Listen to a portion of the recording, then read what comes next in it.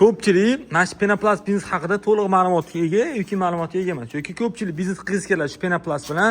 Bu o'zi qanaqa qilinadi, nima qilinadi, qanaqa bo'ladi, shu haqida to'liq ma'lumotni bugun YouTube kanalida qo'yaman. Eng qizig'i bitta akalar shu biznesni sizlar bemalol boshlasanglar bo'ladi, chunki shu biznes sotilyapti. Men o'zimning biznes emas, men o'zimning joyim boshqa, lekin bu yerda bir yaqin ekanmi joylari, hamma joylari umumiy hamma ishlash uchun sharoitlari bor. Hozir men sanoklarni, qolgan narsalarni bafurcha narxlar bilan tushuntiraman. Doniyor aka, assalomu alaykum. Yana birodarni fon uchun so'rashib qo'yinglar aka. Aka, bitta-bitta tanishtirasiz, nimalarimiz bor bu yerda, nimalar qilinadi? Bitta ochib bering-da. Eng asosiysi mana sushilka uchun stendlari bor. Bundan 9 ta dona bor. Kichkinasi uchun отдельно, kattasi uchun ichki отдельно. Umumiy 9 ta bor. Zdaniya bitta 200 kvadrat ochiq administrativniy, tak 1 2 3 4 5 ta xona bor. Oxirida sanuzel, ikkita nima xona Doniyor aka? Administrativniy xonalarni aytib oling, shundan mana bitta. Ya'ni birinchi sanuzel, undan keyin mana ofis, ikkita keyingisi nima? Oshxona. Kotelniy xona. Aha. Undan keyingisi razdevalka, uning ichida dush kabinaga ham hali chechak ketganmi? Santexnikani qarang, oxiridagi sanuzel. Bu zdaniyani o'zingiz qurgansiz, ya'ni ustida turgansiz, polniy qilingan. Qaranglar akalar, zdaniya sotilmayapti. Faqat arendaga beriladi. Narxini oxirida bitta aytaman. Mana ikkinchi xonasi bu yerda anaqa bo'lgan, to'pli pol to'liq bo'lgan. Mana bu struna. Ya'ni bu o'zi turetskiymi, aka? Bu turetskiy, buni rossiyskiylari ham bor. Bu strunani narxi ham bor-ku, rossiyskidan qaraganda ozgincha qimmatroq ham yuradi. 2-3 barobar qimmatroq yuradi. Buni afzal taraf shundaki, bittada ikkita, uchta, nechtaga sim qo'ya olamiz? Bu yerda ikki tomoni birdaniga kesadi. Kesib bo'lgan narsani, misol uchun mana bu penoplast unaqa qalinlikda olinmaydi. Naqsh shakli. Misol uchun odamlar 2 sm dan horlaydi. Eng kattasi 1.20 gacha kesa olamiz. Uni shu 2 sm dan mana bu sim taqilsa, taxminan 30 ta sim ketadi. 30 ta chiqsa shunda bittada 30 ta gulli kesa oladi. Bo'lgandan keyin maydalashgan. Kesishga ham ishlatsa bo'ladi lekin, buni Doniyor aka? Bo'ladi. Xullas, buni rossiyskidan afzal taraf shundaki, buni bitada 10 ta, 20 ta sim qo'yib ishlatsangiz bo'ladi. Xullas, u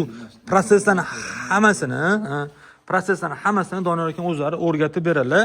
Tak, ishlash uchun administrativ mashina o'zini miyasini, kompyuteri, men buni blok pitaniyasi, ya'ni shunga qaraydigan bo'ladi.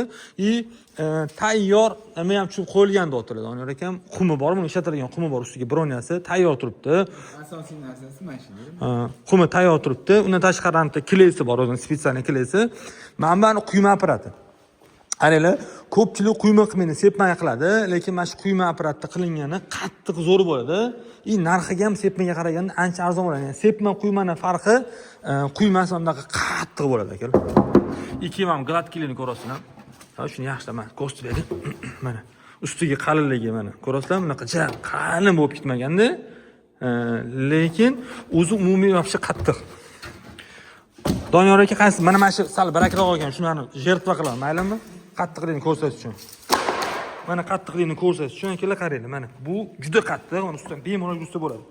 Orqasi po'ka mana yumshoq bo'ladi. Usti men qo'lim bilan urib sindira olaman, juda baquvvat bo'ladi akalar. Mana ko'rdinglar, oyog'imni tepsam, formasi yo'qolmadi, qattiq bo'ladi. Xullas, bu o'sha forma, ya'ni quyiladigan apparat mana mashinaga quyiladi. Bu yerga rastvori solinadi, bu yerdan o'sha formani yurg'iziladi. Mana bu o'zi lenta aylanadi, yuradi. Buni nechta guli bor Doniyor aka? Bunaqa shakllarda. Ustiga quyma uchun. 2 dan ortiq bitdi. 400 ta bo'lsa kerak. 2 dan ortiq formasi bor. Mana shu bittasini bor-ku, bittasini taxminan men bor-ku, nech bilan eslatgansiz? Kichkinasini. Taxminan keling 100 ming deylik. Mana ham shunaqa taxminan 100 ming so'mdan o'sha narsani qildirtiramiz. Shundan 200 dan ortiq xili bor akalar. Shundan 200 dan ortiq xili bor. Kattalari ham bor. Kattalar undan qimmat turadi. Kileylari ham bor tayyorlash uchun. Mana bu uni ustiga o'tadigani, mana bu tagida anaqa to'pli pol qilingan, qishda ham bemalol ishlash uchun. Xullas, eng asosiy joy kiramiz. Blok ham bor. Blok ham qo'shib beramiz, Doniyor aka. Ikkita blok bor, blok o'zi ham pul turadi. Xolos, hammasini qo'shib berib yuboramiz. Xolos, bu ish bor-ku, Doniyor aka, ozgincha stressli ish. Stressli ish bo'lganligi uchun buni oling mana. Stressli ish, ya'ni klientga olib borib qo'yib, o'rnatib berish kerak. Endi hamma ishda stress bor, bu ishda ham stress bor. Akamni men 2013-yildan beri taniyman. 2012 shu 2012-2013-yilda kirganimda shu akamdan olib ham sotganmiz biz. Men bilaman pokeni. Ular o'ziga chiqarishadi o'sha paytda, olib sotganmiz. O'sha paytda kirganlar mana endi chiqib ketyaptilar sohadan. Soha o'lganligi uchun emas, soha haqiqatan ketyapti. Chunki mana ko'ryapsizlar, o'zim ham yana shu sohadaman. O'zimni soham bo'lganligi uchun bemalol dadil gapiryapman. Aka ozgincha stressda sog'liqlarni yo'qotib qo'yganlar. Shuning uchun Abbos bo'ldi, men stressli ish qilmayman, sog'lig'imga zarar bo'lyapti deganlar uchun biznesni o'zini sotyaptilar. Ya'ni zdaniya arenda turibdi. 1 yilga shu 1200-1300 to'lanadi.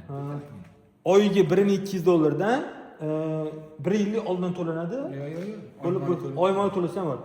Oyma-oy bemalol bo'lib to'lasanglar bo'ladi. Joy egalari o'zimni tanishim, bir necha yillik tanishim deyaptilar. Ular juda zo'r odamlar deb maqtadilar. Ya'ni arendator o'zi joy olsangiz ham zo'r arendator bilan olsangiz maza qilasiz. Ya'ni joy arendatori ham rosa yaxshi odam deyaptilar.